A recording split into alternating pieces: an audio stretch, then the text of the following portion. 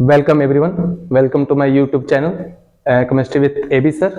जैसा कि बाबू अगले अगले इससे पहले वाली क्लास में हमने ये वादा किया था आपसे कि हम लोग इसी तरह से हर क्लास का, हर एक चैप्टर का, 12th क्लास के हर एक चैप्टर का रिवीजन लेकर आएंगे, आपको वन शॉट रिवीजन लेकर आएंगे। तो उसी क्रम में आज हम लेकर आए हैं चैप्टर इलेक्ट्रोकेमिस्ट्री के बारे में। आज इलेक्ट्रोकेमिस्ट्री के बारे में वन शॉट रिवीजन करेंगे, जो कि आप लोग के लिए बहुत ज्यादा जरूरी है, क्योंकि बहुत जल्दी आप लोग का डेट भी तो आ ही चुका है एग्जाम का, और आप लोग को जितनी हो सके मेहनत से इसको पढ़ना पड़ेगा। ये जैसा कि मैं इससे पहले वाले वीडियो में मैंने आपको बताया था कि 3-4 चैप्टर जो आपके केमिस्ट्री के हैं 12th क्लास के, वो सबसे ज्यादा इंपॉर्टेंट है न्यूमेरिकल पर्पज से। जैसा कि पिछले हमने वीडियो में देखा था कि सॉल्यूशन चैप्टर के बारे में हमने पढ़ा था, और उसके बारे में मैंने बताया था कि आप लोग न्यूमेरिकल करिएगा, जितना हो सके न्यूमेरिकल करिए, क्योंकि एक सॉल्यूशन चैप्टर, एक इलेक्ट्रोकेमिस्ट्री, केमिकल काइनेटिक्स, ये जो 3 चैप्टर है ये न्यूमेरिकल पर्पज के लिए मोस्ट इंपॉर्टेंट है आपके लिए। तो आज हम आपके सामने एक नया चैप्टर लेकर आए हैं जिसको इलेक्ट्रोकेमिस्ट्री कहा जाता है। ये बहुत इंपॉर्टेंट चैप्टर है जिसमें आप लोग कई सारी चीजें, बहुत नई नई चीजें जानेंगे, और ये आपके लिए बहुत ज्यादा जरूरी भी है। तो चलिए स्टार्ट करते हैं इलेक्ट्रोकेमिस्ट्री के बारे में। ये केमिस्ट्री मतलब इलेक्ट्रोकेमिस्ट्री के बारे में अगर ये बताना चाहूं तो ये कन्वर्जन है, कैसे हम लोग इलेक्ट्रिकल एनर्जी को केमिकल एनर्जी में कन्वर्ट करते हैं, और केमिकल एनर्जी को कैसे हम लोग इलेक्ट्रिकल एनर्जी में कन्वर्ट करेंगे, और किस किस चीज की मदद ली जाएगी, कौन कौन से लॉ लगते हैं, कौन कौन से प्रिंसिपल काम करते हैं, कैसे आयंस का एक्सचेंज होता है, ये सब चीजें हम लोग इसमें जानेंगे। ठीक है, तो अब पहला इसका टॉपिक है, इस चैप्टर का जो पहला टॉपिक है वो है इलेक्ट्रोकेमिकल सेल। इलेक्ट्रोकेमिकल सेल का काम क्या होता है बाबू, एक चीज समझो, बहुत एक क्लियर सी बात है कि इलेक्ट्रोकेमिकल का काम होता है केमिकल एनर्जी को इलेक्ट्रिकल एनर्जी में कन्वर्ट करना। ठीक है, केमिकल एनर्जी को इलेक्ट्रिकल एनर्जी में कन्वर्ट करना, जैसा कि आप लोग हर जगह देखते हो, इसका यूज आपने कई बार देखा है, आपके घरों में भी इसका यूज होता है और बहुत ज्यादा इंपॉर्टेंट भी है ये यूज। तो आइए देखते हैं, चलो। तो ये है हमारा एक इलेक्ट्रोकेमिकल सेल है। इलेक्ट्रोकेमिकल सेल को और भी नाम से जाना जाता है गैल्वेनिक सेल, गैल्वेनिक सेल के नाम से भी जाना जाता है, इसको वोल्टी सेल भी कहते हैं। और देखो, इलेक्ट्रोकेमिकल सेल को अगर हिंदी में देखा जाए तो विद्युत रासायनिक सेल भी कहते हैं। हम लोग हिंदी भी साथ लेकर चलेंगे कि जो यूपी बोर्ड के लड़के हैं वो भी उसको अच्छे से पढ़ सके, और आप सीबीएसई बोर्ड तो पढ़ ही सकता है। ठीक है, यूपी बोर्ड वालों को भी कोई प्रॉब्लम ना हो और सीबीएसई वाले भी पढ़ सके। ठीक है, तो चलो, इलेक्ट्रोकेमिकल सेल को हम लोग विद्युत रासायनिक सेल कहते हैं, इसको हम लोग गैल्वेनिक सेल के नाम से जानते हैं, वोल्टेज सेल के नाम से भी जानते हैं। और एक चीज समझो, बहुत लोगों के अंदर ये कंफ्यूजन है कि एक होता है डैनियल सेल। बहुत लोग ये कंफ्यूज होते हैं कि सर गैल्वेनिक सेल या वोल्टिक सेल ही डैनियल सेल है क्या? नहीं, इनमें एक बहुत अच्छा डिफरेंस ये है बाबू कि डैनियल सेल एग्जाम्पल है इलेक्ट्रोकेमिकल सेल, विद्युत रासायनिक सेल का।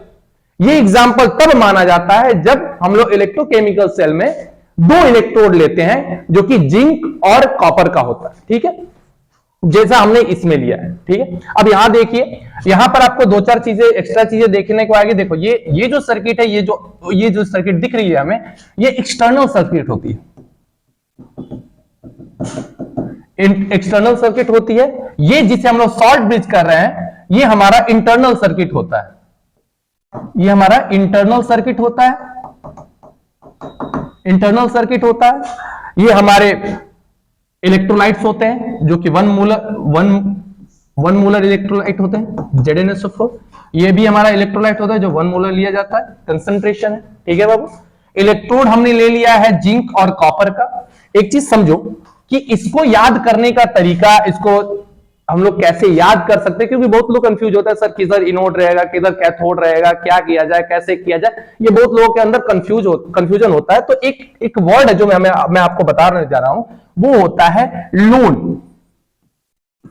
बहुत लोग कहते हैं इसके बारे में, बहुत लोग ये कहते हैं कि हमने बनाया, ये किसी ने बनाया नहीं है, ये बहुत पहले से ये चीजें चलती आ रही है, लोग याद करने का ये तरीका है। ठीक है, तो ये ऐसा नहीं है कि किसी वीडियो में किसी ने ये बोल दिया कि हमने इस नियम को बनाया, हमने ये शॉर्ट ट्रिक दिया, ऐसा कुछ नहीं है, किसी ने ये शॉर्ट ट्रिक नहीं दिया, ये सबको मालूम है और सब इसी तरह से याद करते हैं। ठीक है, जैसे हमारे पास लोन है बाबू, तो लोन में L से हो जाता है लेफ्ट, O से हो जाता है ऑक्सीडेशन, A से हो जाता है एनोड, और N से हो जाता है निगेटिव। जैसे कि यहां देखने को आ रहा है कि जो लेफ्ट साइड में बीकर है बाबू, जो हमारे लेफ्ट साइड में बीकर है वो होता है एनोड, उस पर होता है ऑक्सीडेशन और उस पर कौन सा सिंबल होता है बाबू, माइनस साइन होता है। ठीक है, तो इस तरह से हम इसको याद कर सकते हैं, ये आपका तरीका है। अब होता क्या है इसमें, पूरा प्रोसेस क्या होता है ये समझना है। तो अगर उसको हम लोग देखें तो ये ध्यान से देखिएगा कि अगर जैसे मान लो जिंक का है, तो जिंक में होता क्या है कि जिंक के एटम जो है वो निकलते हैं, इलेक्ट्रॉन डोनेट करते हैं। अब इलेक्ट्रॉन डोनेट ये कैसे करते हैं बाबू, देखो तो सभी लोग ध्यान देना, ये इलेक्ट्रॉन डोनेट करते हैं ऐसे। जिंक ने अपना 2 इलेक्ट्रॉन निकाला और हम तो जानते हैं कि जो इलेक्ट्रॉन डोनेट कर सकता है वो ऑक्सीडेशन शो करता है, जो इलेक्ट्रॉन एक्सेप्ट कर सकता है वो रिडक्शन शो करता है। बहुत एक सिंपल सी बात है। तो अगर जब इसने दो इलेक्ट्रॉन निकाला तो इसमें एक्सटर्नल सर्किट जो है वो वर्क में आ जाता है और एक्सटर्नल सर्किट से इलेक्ट्रॉन यहां एनोड से उठकर कैथोड पर चला जाता है। और जो सॉल्यूशन का, जो इलेक्ट्रोलाइट का कॉपर Cu2+ होता है बाबू, जो इसका Cu2+ होता है वो यही 2 इलेक्ट्रॉन गेन कर लेता है। Cu2+ जो है 2 इलेक्ट्रॉन गेन कर लेता है और Cu बन जाता है और आकर इस इलेक्ट्रोड पर डिपॉजिट हो जाता है। ठीक है, अब लोग कहते हैं कि सर अब क्या इसकी न्यूट्रलिटी, अगर ये प्रोसेस हो रहा है तो क्या इसकी न्यूट्रलिटी बनी रहेगी? नहीं, इसीलिए तो हमने किसका यूज किया है, सॉल्ट ब्रिज का यूज किया है। ध्यान देना, इसीलिए हम लोग किसका यूज किए हैं, सॉल्ट ब्रिज का, जिसके बारे में मैं अभी बताऊंगा। तो ये ऐसे प्रोसेस होते हैं। अब इलेक्ट्रॉन का साइड जो है वो एनोड टू कैथोड है। अगर electron anode to cathode rotation कर रहा है, मतलब जा रहा है, तो करंट का फ्लो किधर से किधर होगा बाबू, कैथोड से एनोड की तरफ। समझ में आ रहा? और यहां वोल्ट पर हम लोग को दिखाया जाता है एक रीडिंग 1.1 वोल्ट का। इस चीज को क्लियर रख लेना, ये असलियत होती है। इस तरह से आपका इलेक्ट्रोकेमिकल सेल काम करता है, जिसे हम लोग डेनियल सेल के नाम से जानते हैं। डेनियल सेल कब कहा जाता है बाबू, मैंने आपको बताया था कि जब इलेक्ट्रोड जिंक और कॉपर का हो तो ये पर्टिकुलर सेल को, पर्टिकुलर इलेक्ट्रोकेमिकल सेल को हम लोग क्या नाम देते हैं, डेनियल सेल देते हैं। और इस तरह से ये पूरा प्रोसेस होता है। ठीक है, ये पूरा आपका जो भी है आपका प्रोसेस चल रहा है। ठीक है, अब हम बात करते हैं कि salt bridge, sir salt bridge का काम क्या होता है। तो देखो, पहली चीज तो मैंने आपको बताई थी, एक चीज क्लियर रखना हमेशा कि सॉल्ट ब्रिज जो है वो इंटरनल सर्किट माना जाता है। सर्किट माना जाता है, ठीक है, इंटरनल सर्किट माना जाता है सॉल्ट ब्रिज, जिसे हम लोग लवण सेतु के नाम से भी जानते हैं बाबू। और इसके काम क्या है, ये सारी चीजें भी समझो। तो ये आपका आंतरिक सर्किट माना जाता है इसको। ठीक, अब इसमें क्या है, दूसरा जो इसका सबसे जरूरी चीज है, जैसे आपने अभी पहले वाले इसमें पूछा था कि सर क्या इसकी न्यूट्रलिटी बनी रहेगी, तो अपने मन से सोचो तुम खुद ही कि अगर देखो, अगर मान लो कि पीछे वाले में इसमें जब Zn, यहां से इलेक्ट्रोड से Zn निकल जा रहा है, ध्यान देना बाबू, जब इससे Zn निकल रहा है किस रूप में, Zn2+ के रूप में, तो धीरे धीरे इस सॉल्यूशन में Zn2+ का कंसंट्रेशन बढ़ता रहेगा। मतलब ये जो बीकर है इसमें पॉजिटिव चार्ज की संख्या बढ़ती रहेगी।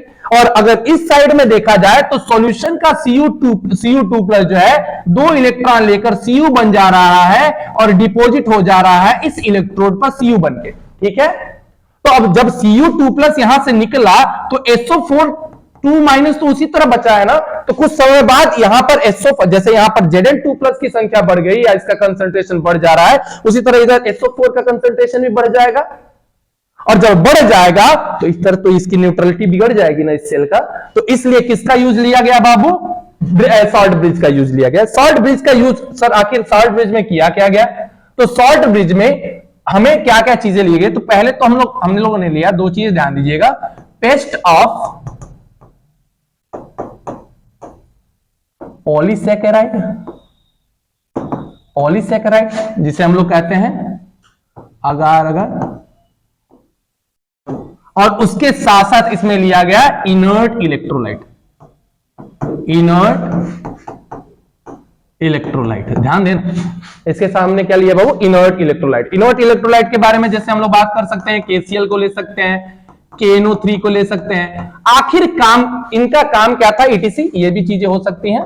लेकिन कुछ केसों में हम लोग KCl को नहीं लेते हैं, इस चीज का भी ध्यान दीजिएगा। जैसे मान लो सिल्वर, अगर मान लो इलेक्ट्रोलाइट के रूप में सिल्वर हो, इलेक्ट्रोलाइट मतलब इलेक्ट्रोड के रूप में सिल्वर हो, मरकरी हो, तो उस केस में हम लोग केसीएल को नहीं ले सकते, क्योंकि केसीएल क्या करता है, इनके साथ भी रिएक्शन कर सकता है, तो इसको हर जगह नहीं लिया जाता। KNO3 आप ले सकते हो। अब इनका काम क्या होता है?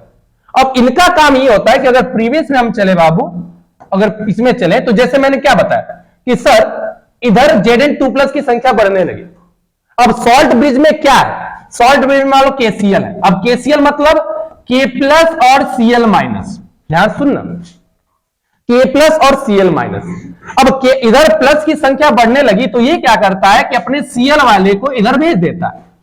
अब Cl इधर आकर क्या करेगा, तो ये प्लस वाले को न्यूट्रल बनाता है। इस प्लस वाले को क्या करता है बाबू? न्यूट्रल बनाता है। और ये जो K+ है वो कहां चला जाता है? इस साइड में चला जाता है, क्योंकि इधर SO4 2- की संख्या बढ़ गई है और ये इसको न्यूट्रल बना देता है। इसका मतलब कि ये जो आपका सॉल्ट ब्रिज है, ये न्यूट्रलिटी को बरकरार रखता है आपके सेल में। आपके सेल में न्यूट्रलिटी को बरकरार रखता है। मेंटेन न्यूट्रलिटी, ठीक है, न्यूट्रलिटी को बरकरार रखता है और सेल अपना प्रोसेस करता रहता है। तो ये था आपका इलेक्ट्रोकेमिकल सेल। अब इलेक्ट्रोकेमिकल सेल जब हमने पढ़ लिया तो दो चीजें आई और वो था इलेक्ट्रोड पोटेंशियल, सेल पोटेंशियल और साथ में SHE, जिसे हम लोग स्टैंडर्ड हाइड्रोजन इलेक्ट्रोड कहते हैं। अब इनका काम क्या है? तो अगर फिर से हम पीछे जाए, प्रीवियस वाले स्ट्रक्चर में जाए इसमें, तो अब अपने मन से सोचो कि यहां पर इस पर माइनस साइन है, यहां पर इस इलेक्ट्रोड पर माइनस साइन है और इसमें प्लस साइन की संख्या बढ़ रही है। अब जहां एक माइनस और दूसरा प्लस होता है, जैसे इस इलेक्ट्रोड पर माइनस साइन है क्योंकि ये एनोड है और अंदर सॉल्यूशन में Zn2+ की संख्या बढ़ रही है, मतलब जहां एक माइनस और जहां एक प्लस हो वहां पोटेंशियल क्रिएट होता ही होता है। ये तो आपने पहले भी पढ़ा है। और यहां पर भी वही चीज है, कैथोड पर पॉजिटिव साइन है और इधर SO4 2- की संख्या बढ़ रही है, इसका कंसंट्रेशन बढ़ रही है, तो यहां भी इलेक्ट्रोड होगा। तो ध्यान देना, इलेक्ट्रोड पोटेंशियल किसे कहते हैं बाबू? तो जो एक बीकर में इलेक्ट्रोड और इलेक्ट्रोलाइट के बीच में, मतलब ऐसे कर सकते हैं, पोटेंशियल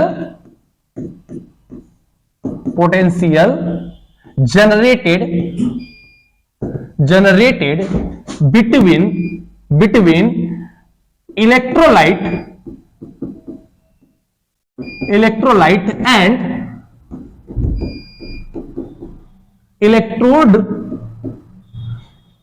तो को क्या कहता है बाबू? Electrode potential. जैसे बहुत लोग इस बात में कंफ्यूज होते हैं कि सर इलेक्ट्रोड पोटेंशियल और सेल पोटेंशियल में क्या अंतर है, तो ध्यान देना, एक चीज हमेशा क्लियर रखना, इलेक्ट्रोड पोटेंशियल और सेल पोटेंशियल में एक बहुत बड़ा डिफरेंस ये है बाबू कि इलेक्ट्रोड जो है हर एक बीकर का अपना एक इलेक्ट्रोड होता है और वो इलेक्ट्रोड, वो पोटेंशियल, हर एक बीकर का अपना एक पोटेंशियल होता है। वो किसके बीच में क्रिएट होता है वो पोटेंशियल?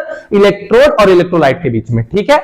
उसी तरह अब देखो, अब एक बीकर का हो गया, लेकिन सेल पोटेंशियल जो पूरा सेल है इलेक्ट्रोकेमिकल सेल का, उसका इलेक्ट्रोड पोटेंशियल होता है, उसका पोटेंशियल होता है, ठीक है। सेल पोटेंशियल जो पूरे बीकर का पोटेंशियल क्रिएट होता है उसे हम लोग सेल पोटेंशियल कहते हैं। अब सेल पोटेंशियल का बहुत एक आसान सा तरीका है, इसको हम लोग ई सेल से डिनोट करते हैं, ठीक है। अब ई सेल से डिनोट करते हैं तो ई सेल में हम लोग क्या कहते हैं बाबू? ई कैथोड माइनस ई एनोड, या ई रिडक्शन माइनस ई ऑक्सीडेशन, या ई राइट माइनस ई लेफ्ट, ठीक है। अब यहां से क्वेश्चन उठा कि ठीक है सर, आपने इतना तो नियम बना दिया कि ई सेल हम लोग ये करके निकाल सकते हैं, मतलब ये सारी चीजें हम लोग इससे हम लोग ई सेल निकाल सकते हैं, लेकिन सर ये तो तब निकलेगा ना जब हमें कैथोड और एनोड या रिडक्शन जहां हो रहा है या ऑक्सीडेशन, इनका इलेक्ट्रोड पता होगा, इसका इलेक्ट्रोड पोटेंशियल मालूम होगा, तब ना निकलेगा। तो इसके लिए हमने क्या किया, अब इसको तो पता करना पड़ेगा, तो उसके लिए हमने हेल्प लिया SHE का। अब SHE क्या था सर? तो SHE है standard hydrogen electrode. Sir standard hydrogen electrode का क्या हेल्प है? तो ध्यान देना, इसको अगर हम अच्छे से देखें, आपके जो एनसीईआरटी में इलेक्ट्रोकेमिकल सेल है, इलेक्ट्रोकेमिकल सीरीज है, अगर उसको हम ध्यान से देखें तो इधर देखो सभी लोग, अब इधर देखना, इस स्ट्रक्चर को ध्यान से, इस आपके ग्राफ अच्छे से इसको देखो, तो इसमें हाइड्रोजन का इलेक्ट्रोड पोटेंशियल कितना दिया? एक चीज समझो और एक चीज याद, जो भी हमने अभी ये जो ई सेल, ई कैथोड, ई एनोड, ई रिडक्शन, ई माइनस, ये जो भी कर रहे थे, ये जितना भी प्रोसेस कर रहे थे, उसमें सबसे खासियत ये है कि हम लोग हमेशा रिडक्शन पोटेंशियल को ध्यान में रखते हैं। ऑक्सीडेशन पोटेंशियल भी होता है, रिडक्शन पोटेंशियल भी होता है, लेकिन हम लोग हमेशा रिडक्शन पोटेंशियल को लेते हैं आईयूपीएसी के हिसाब से। अब ये जो आपका चार्ट बना हुआ है, ये जो चार्ट आपका बना हुआ है, ये रिडक्शन पोटेंशियल के हिसाब से बना हुआ है, ठीक है। अब अगर मैं ऊपर जाता हूं, इनको ध्यान से देखो, ये पूरा का पूरा, और इनको ध्यान से देखो, तो इनका जो रिडक्शन पोटेंशियल है वो माइनस में गिवन है बाबू। इनका रिडक्शन पोटेंशियल माइनस में गिवन है, इनका रिडक्शन पोटेंशियल पॉजिटिव में गिवन है। और ये जो बीच में हाइड्रोजन है, ये बैरियर का काम करता है, ये बैरियर का काम करता है। तो ये जो है, ये ऑक्सीडाइजिंग एजेंट होता है, या इनका ऑक्सीडेशन होता है, ऑक्सीडाइज्ड होते हैं, ऑक्सीडेशन करते हैं इनका, और ये रिडक्शन होते हैं। बाबू इलेक्ट्रोकेमिकल सीरीज से हम लोग कई चीजें पता कर सकते हैं। ये भी पता कर सकते हैं कि कौन रिएक्टिव है, कौन नॉन रिएक्टिव है। जैसे कि अगर मैंने जिंक, दो रिएक्शन देखना सभी लोग, जिंक CuSO4 का रिएक्शन कराएंगे तो ये बनेगा ZnSO4 और प्लस Cu। लेकिन अगर मैं यहीं पर रिएक्शन करा दूं CuSO4 प्लस Zn का, तो ये ZnSO4 सॉरी सेम चीज लिख दिया, और ये Cu का ZnSO4 से कराएंगे तो क्या ये CuSO4 प्लस Zn बनेगा? नहीं, ये नहीं बनेगा। क्यों नहीं बनेगा, चलो ध्यान से देखते हैं, ये चीज समझते हैं क्यों नहीं बनेगा। सर आखिर क्या दुश्मनी है इनसे? तो अगर मैं जिंक को देखूं तो जिंक हमें यहां दिखाई दे रहा है बाबू, जिंक हमें यहां दिखाई दे रहा है, ठीक है, और कॉपर हमें यहां दिखाई दे रहा है। तो एक चीज हमेशा याद रखना, आज के बाद से इस इलेक्ट्रोकेमिकल सीरीज को देखने के लिए एक चीज हमेशा आपको याद रहना चाहिए कि जो नीचे है वो ऊपर वाले को डिस्प्लेस कर सकते हैं, जो नीचे है वो ऊपर वाले को डिस्प्लेस कर सकते हैं, और जो ऊपर है वो नीचे वाले को डिस्प्लेस नहीं कर सकते। समझ में आया? तो अगर मान लो जिंक नीचे है, कॉपर ऊपर है, तो जिंक ने कॉपर को डिस्प्लेस कर दिया और ZnSO4 बना दिया, तो ये सही है। लेकिन यहां कॉपर और जिंक में लिया जाए बाबू, तो कॉपर जो है वो क्या है, जिंक से लेस रिएक्टिव है, क्योंकि ये ऊपर आता है, तो वहां पर ये इसका रिएक्शन नहीं कर पाएगा। समझ में आ रहा है? तो अब इससे क्या हुआ कि जैसे मान लो किसी ने कहा कि आप जिंक का इलेक्ट्रोड पोटेंशियल निकाल कर बताइए। अब जिंक का इलेक्ट्रोड पोटेंशियल कैसे निकालेंगे बाबू? तो मान लो मैंने 2 बीकर तुरंत ले लिया, ध्यान देना, जिंक, और इधर किसका लिया बाबू? मैंने क्या बताया था कि बैरियर का कौन काम करता है? हाइड्रोजन काम करता है, क्योंकि इसका इलेक्ट्रोड पोटेंशियल कितना है? 0 है। समझ में आ रहा है ना? तो इसका 0 है, तो हम दूसरा इलेक्ट्रोड ले लेते हैं हाइड्रोजन का। अब हाइड्रोजन का इलेक्ट्रोड ले लेंगे, ध्यान देना, अब ये चला जाएगा यहां पर, अब ये हो गया जिंक का, ये हो गया हाइड्रोजन का। तो जब इनका इलेक्ट्रोकेमिकल सेल बनाएंगे तो यहां पर कुछ ना कुछ आपको रीडिंग मिलेगी। तो जब रीडिंग मिलेगी, मान लो सेल पोटेंशियल मिल गया, मान लो एक एग्जांपल, मान लो 0.7 मिल गया। एक एग्जांपल देता हूं, मैं कोई देख कर नहीं बता रहा हूं, एक एग्जांपल दे रहा हूं। मान लो यहां मुझे रीडिंग मिली, मतलब ई सेल मिला 0.7 वोल्ट, तो मैं ई सेल इक्वल टू क्या पढ़ा हूं बाबू? ई सेल इक्वल टू पढ़ा हूं ई कैथोड माइनस ई एनोड। अब ई कैथोड में कौन है? हाइड्रोजन है, और हाइड्रोजन का इलेक्ट्रोड मतलब रिडक्शन पोटेंशियल हमें मालूम है कितना होता है? 0, और इसका नहीं मालूम है। एनोड में क्या है? जिंक है, जिंक है नो। तो जब जिंक है तो यहां हम लोग लिख सकते हैं जिंक का, तो ई सेल कितना आया था? 0.7। तो जब अब मुझे इसका तो 0 है, तो इसका तो कोई वैल्यू मालूम होगा नहीं, तो हम लोग क्या कर देंगे, ई Zn2 प्लस क्या हो जाएगा बाबू? ये माइनस इधर चला जाएगा, माइनस 0.7 वोल्ट इसका आ जाएगा ना। तो ये बहुत क्लियर सी बात है कि ऐसे हम लोग इनका हर एक इलेक्ट्रोड का इलेक्ट्रोड पोटेंशियल निकाल सकते हैं। किसको बैरियर मान के बाबू? हाइड्रोजन को। क्यों मानते हैं? क्योंकि इसका रिडक्शन पोटेंशियल कितना होता है? 0 होता है। एक चीज पीछे हम लोग छोड़ दिए हैं, थोड़ा सा उस चीज को ध्यान से देख लेना, इस चीज को समझने की बात है। ये तो हमने पढ़ा था, हाँ, एक सेल रिप्रेजेंटेशन आता है, एक सेल रिप्रेजेंटेशन आता है, तो हम सेल रिप्रेजेंटेशन को यही देख लेते हैं, इसको मिटाकर यही देख लेते हैं। सेल रिप्रेजेंटेशन कैसे करते हैं बाबू? अगर मान लो जिंक ने अपना ऑक्सीडेशन किया है, जिंक ने अपना ऑक्सीडेशन किया है 2++2 इलेक्ट्रॉन, और Cu ने रिडक्शन किया है Cu2+, ये 2 इलेक्ट्रॉन ले लेते हैं और क्या बन जाता है बाबू, Cu।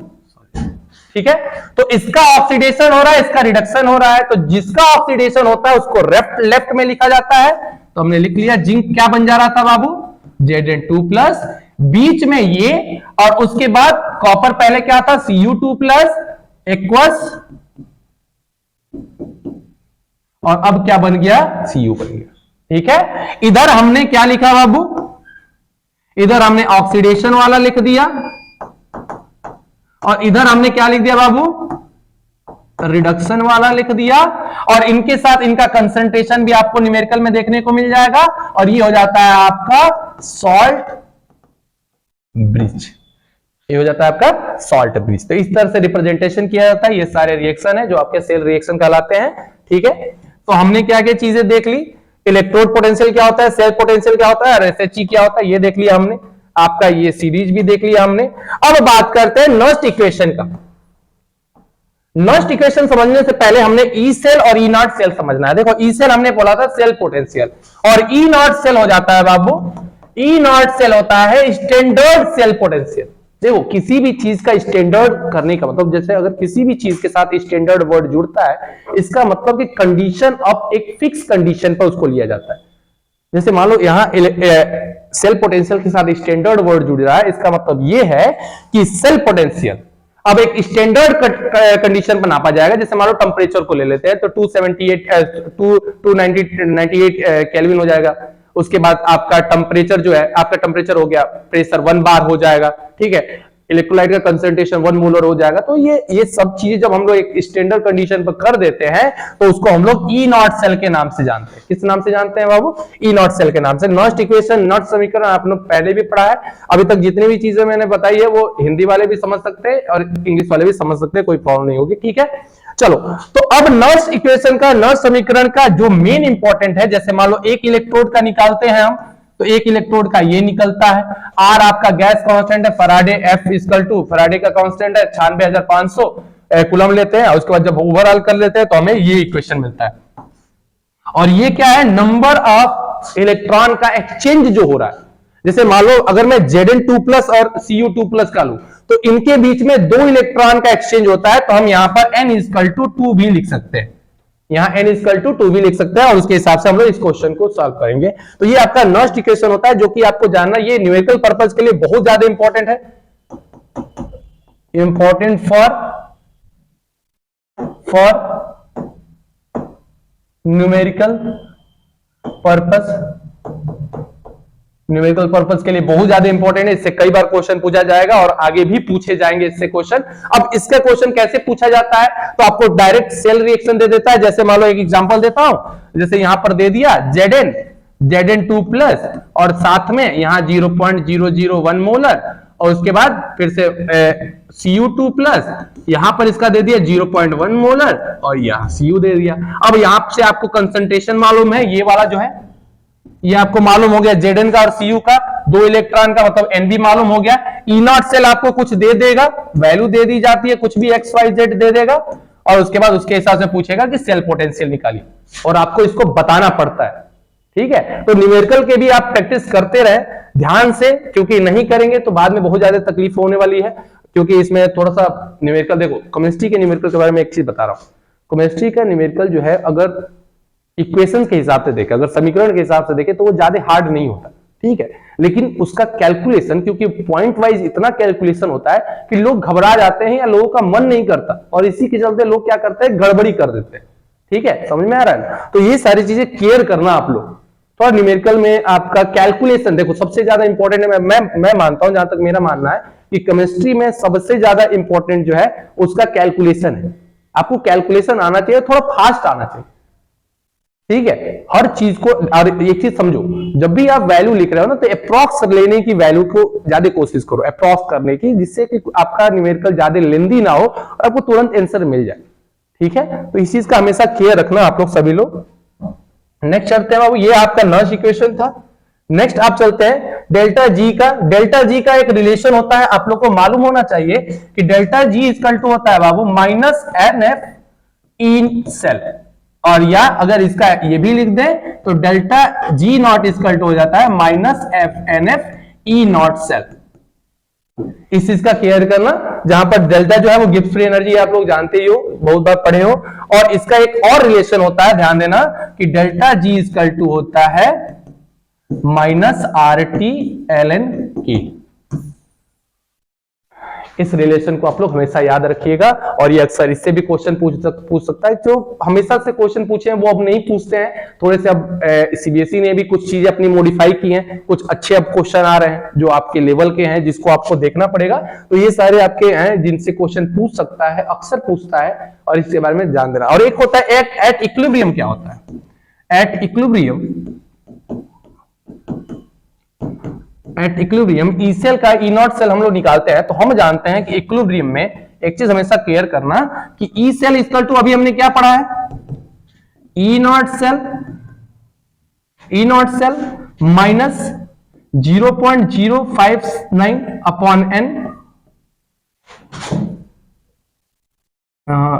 Log L N log concentration oxidation upon reduction. ध्यान देना। अब E naught at equilibrium E cell जो है वो 0 हो जाता है। अब ये आ जाता है इधर पलट के, तो ई सेल इक्वल टू हो जाता है बाबू, इस सेल इक्वल टू हो जाता है। अभी यहां वैल्यू नहीं रखते हैं हम, डायरेक्ट यहां पर अभी लिखते हैं R T upon n F ही लिखते हैं, बाद में इसकी वैल्यू लिखी जाएगी क्योंकि ये कट जाते हैं कुछ चीजें, इसीलिए हमने इसकी वैल्यू नहीं लिखी। अब E naught cell equal to हो जाएगा, अब ये पलट कर आ जाएगा, तो R T upon n F और एल एन, और इस पूरे कंसेंट्रेशन के रेशियो को हम लोग के लिख कर आ जाते हैं, और इससे इसको सॉल्व कर लेते हैं। समझ में आ रहा है? तो ये आपका रिलेशन है जिसके बारे में आपको मालूम होना चाहिए। नेक्स्ट चलते हैं बाबू। नेक्स्ट है आपका कंडक्टेंस और इलेक्ट्रोलिटिक सोल्यूशन। ठीक है, कंडक्टेंस किसे कहते हैं? हमने टेंथ में ये चीजें पढ़ी हैं कि आर इक्वल टू होता है, रेजिस्टेंस इक्वल टू होता है रो एल बाई ए होता है बाबू। आर क्या है? रेसिस्टेंस होता है, जी होता है रेसिस्टिविटी होती है, ये सभी लोग जानते हैं। एल बाई ए आप लोग जानते ही हो। अब उसमें आपको समझने के लिए क्या है कि कंडक्टेंस इक्वल टू बाबू, कंडक्टेंस इज इक्वल टू हो जाता है 1 बाई आर। कंडक्टेंस को हम लोग जी से डिनोट करते हैं, जी से डिनोट करते हैं, तो जी इक्वल टू हो जाता है 1 बाई आर। क्योंकि कंडक्टेंस, देखो रेसिस्टिविटी क्या होता है, वो इलेक्ट्रिसिटी के फ्लो में अपोज करता है, रोकता है। अब कंडक्टेंस उसका अपोजिट काम करता है कि वो फ्लो होने देता है, हेल्प करता है। तो यहां पर हमने उसका फॉर्मूला लिख दिया है। ठीक है, और जी जो होता है यही आपका होता है कंडक्टेंस बाबू। जी जो होता है वही होता है कंडक्टेंस, और ये होता है कंडक्टिविटी, ये होती है कंडक्टिविटी। और कंडक्टिविटी इक्वल टू हमें क्या मिला? ए बाई एल मिला, और इसका यूनिट होता है साइमन सेंटीमीटर इनवर्स होता है। ठीक है, अब ये आपका पूरा आपका इसी में आपका आ जाता है ओम्स लॉ, जो हमने अभी पढ़ा था ओम्स लॉ। ओम्स लॉ में क्या V is proportional to I, तो क्या हो जाता है V equal to I R, और उसके हिसाब से अब ये कहीं कहीं पर बात की जाती है कि रेजिस्टेंस किस किस चीज पर डिपेंड करता है। तो सिंपल सी बात है, रेजिस्टेंस क्रॉस सेक्शन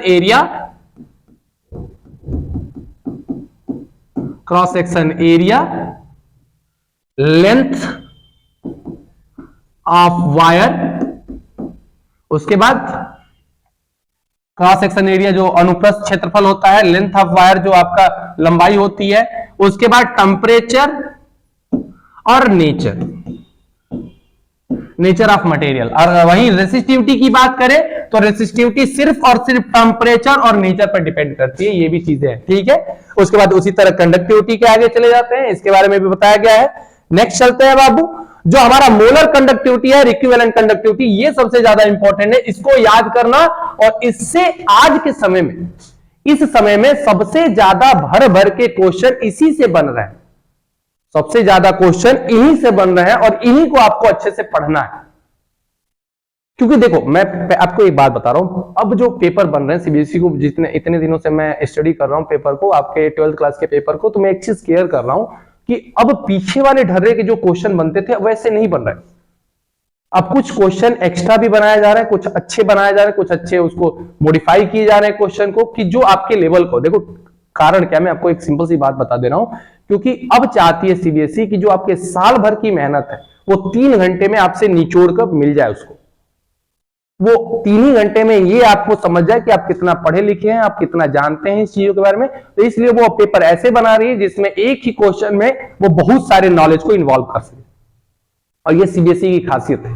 तो ये आपका पूरा है, आपका जो भी नियम है, जो भी, हाँ ये रिलेशन आपको याद होना चाहिए। एन फैक्टर होता है, जो एन फैक्टर है, एन फैक्टर जो है ये होता है नंबर ऑफ या तो पॉजिटिव चार्ज या और नंबर ऑफ निगेटिव चार्ज, इसको याद कर लेना। तो अब ये होता है इक्विवेलेंट का और ये होता है मोलर कंडक्टिविटी का, जिसके बारे में आपका यूनिट भी दे दिया गया है, सारी यूनिट भी दे दी गई है, और ये रिलेशन आपको याद रहना चाहिए, ठीक है। नेक्स्ट चलते हैं बाबू। हाँ, अब बात आती है वेरिएशन ऑफ लैम्डा एम और डेल्टा सी जो भी है, अंडर रूट सी जो है, ठीक है। इसमें चलते हैं। तो अब देखो इसमें हुआ क्या, ध्यान समझना। जब ग्राफ बनाया गया, तो देखो जो स्ट्रॉन्ग इलेक्ट्रोलाइट था उसके ग्राफ कुछ ऐसे बने, ठीक है, और जो वीक था उसके ग्राफ कुछ ऐसे बने, ठीक है।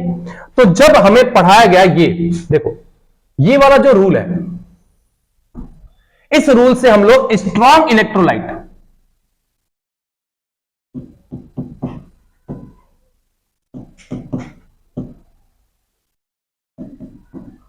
और ये है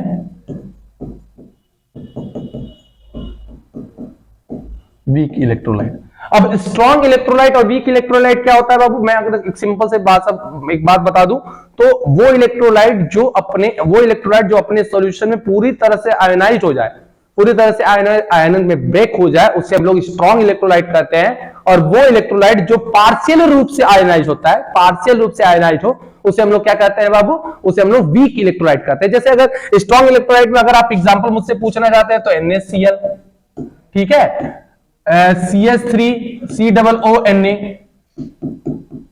या HCl, ये सब के सब स्ट्रॉन्ग इलेक्ट्रोलाइट में आते हैं। और वीक इलेक्ट्रोलाइट का एक बहुत सिंपल सा एग्जांपल है जो आप हमेशा यूज करते हो, ये, ठीक है। तो अब बात आई कि स्ट्रॉन्ग इलेक्ट्रोलाइट के लिए तो हमने ये फार्मूला यूज कर दिया, जहां lambda MC lambda M not.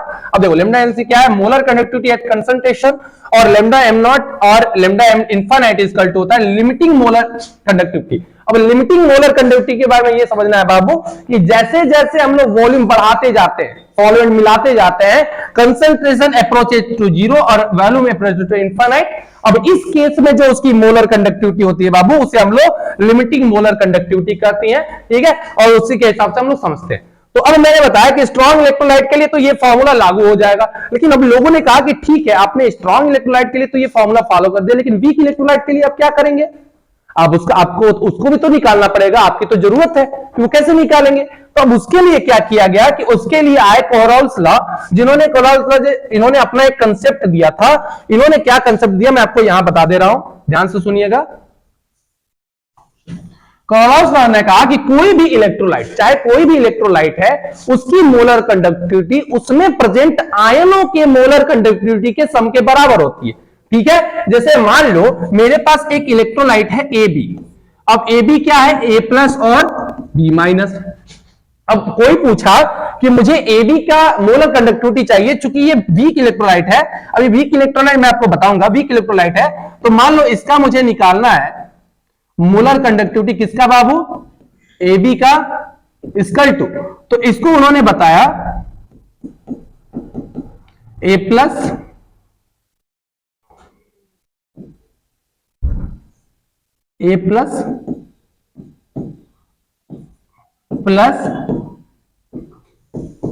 B- infinite. मतलब कि किसी भी इलेक्ट्रोलाइट का molar conductivity, limiting molar conductivity उनके आयनों के लिमिटिंग मोलर कंडक्टिविटी के सम के बराबर होता है। बहुत सिंपल सी बात है, इस फंडे को आप लोग याद कर लीजिएगा। जैसे आपके न्यूमेरिकल में आता है, एक चीज मैं आपको बता दे रहा हूं, आपके न्यूमेरिकल में आता है एक बहुत सिंपल सी बात, उसको अच्छे से समझो कि जैसे मान लो पूछ देता है क्वेश्चन में कि CH3COOH का लिमिटिंग मोलर कंडक्टिविटी कितने होगा ये पता करिए, और आपको 3 मोलर कंडक्टिविटी दे दी जाती है, CH3COONA, HCl और NaCl, और ये तीनों की मोलर कंडक्टिविटी देकर पूछता है कि CH3COOH की मोलर कंडक्टिविटी पता कर।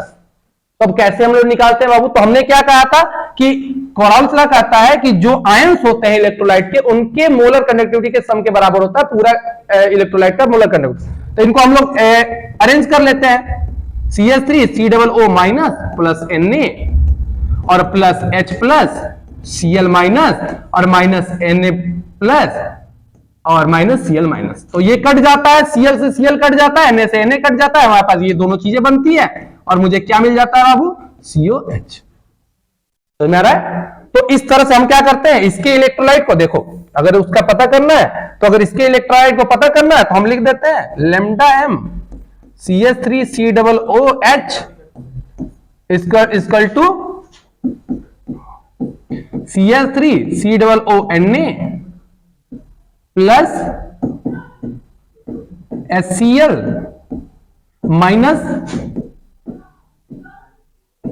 NaCl, और इसको सॉल्व कर लेते हैं, जो वैल्यू आती है वही आपके वीक इलेक्ट्रोलाइट का वैल्यू होता है। ठीक है, अब कोराल्स लॉ के यही होता है पहला एप्लीकेशन, ये दूसरा एप्लीकेशन है, ये मान लो तीसरा है, और पहला ये है कि finding limiting molar conductivity of weak electrolyte. ठीक है, इनके बारे में हम लोग निकाल लेते हैं और इस तरह से हमें मतलब पता चलता है, ये है हमारा डिग्री ऑफ डिसोसिएशन।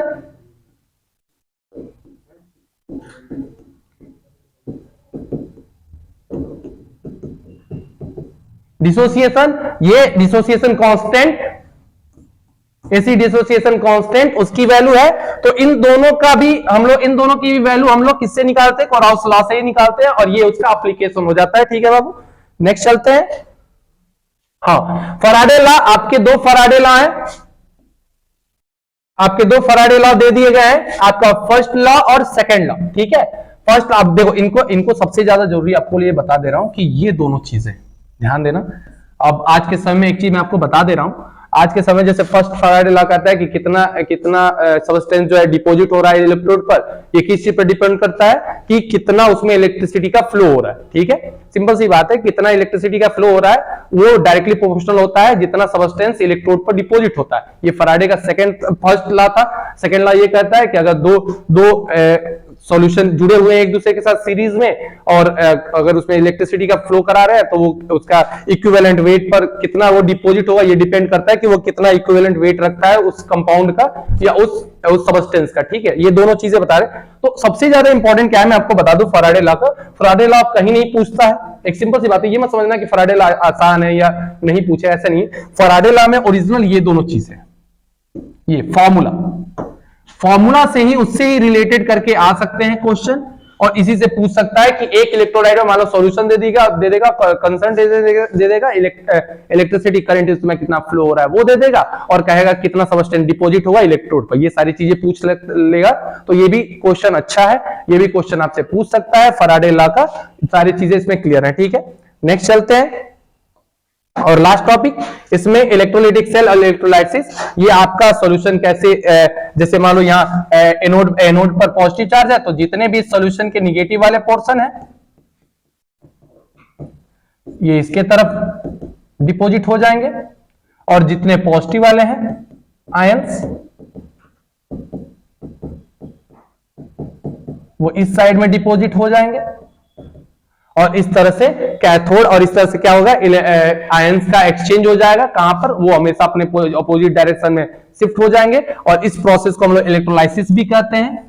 और इस तरह से आपने सुना, आपने देखा होगा, कई चीजों का प्यूरिफिकेशन भी हम लोग इसी से करते हैं, इस मेथड से भी कर लेते हैं। इलेक्ट्रोलाइसिस ऑफ कॉपर आपने 10th में देखा होगा। ये सारी चीजें क्लियर है। ठीक है, इसके बाद से आते हैं सेल बैटरी सेल, जिसमें आपको प्राइमरी सेकेंडरी बैटरी पढ़ाई जाएंगी, उसके बाद हाइड्रोजन सेल आता है, उसके बाद करोजन पढ़ते हैं। तो ये सारी चीजें आप लोग अपने बुक से भी देख सकते हैं, इसको अच्छे से पढ़ सकते हैं और अच्छे से क्लियर कर सकते हैं। और सबसे ज्यादा जरूरी है कि इस चैप्टर के जितने भी चीजें, इससे अभी जितने भी न्यूमेरिकल वाले पोर्शन थे वो हमने कवर कर लिए, उसको अच्छे से देख लिया, और जितनी भी चीजें हैं आपको अच्छे से पढ़ना है, अच्छे से समझना है। और एक बार इस वीडियो को देख लीजिए और उसके बाद जितने क्वेश्चन हो सके वो सब के सब फॉलो कीजिए, और फॉलो कीजिए जैसे जैसे बताया गया। और बाबू एक चीज समझिएगा, इस समय मैं फिर से वही बात बता दे रहा हूं ना कि इस समय आप लोग की पढ़ाई जो है बहुत ज्यादा इंपॉर्टेंट है, और इसको अच्छे से क्लियर कीजिए, अच्छे से सब कंसेप्ट इसमें क्लियर कर दिया गया है, सारे कंसेप्ट कम से कम टच कर दिए गए हैं, उनको बता दिया गया है कि आपको किसको कैसे पढ़ना है, कौन सी चीज कैसे कवर करनी है, और अच्छे से अभी इस चीज को ये लास्ट। तो इस तरह से इलेक्ट्रोकेमिस्ट्री चैप्टर का रिवीजन कंप्लीट हुआ। अब आगे का जो लेसन होगा वो होगा हमारा केमिकल काइनेटिक्स, और केमिकल काइनेटिक्स का 1 शॉट रिवीजन करेंगे। इससे पहले आप लोग जितना हो सके न्यूमेरिकल हल करिए, इस चैप्टर को अच्छे से, इस मैराथन को देखिए, और अच्छा लगे तो शेयर करें और इस चैनल को सब्सक्राइब भी करें। Thank you.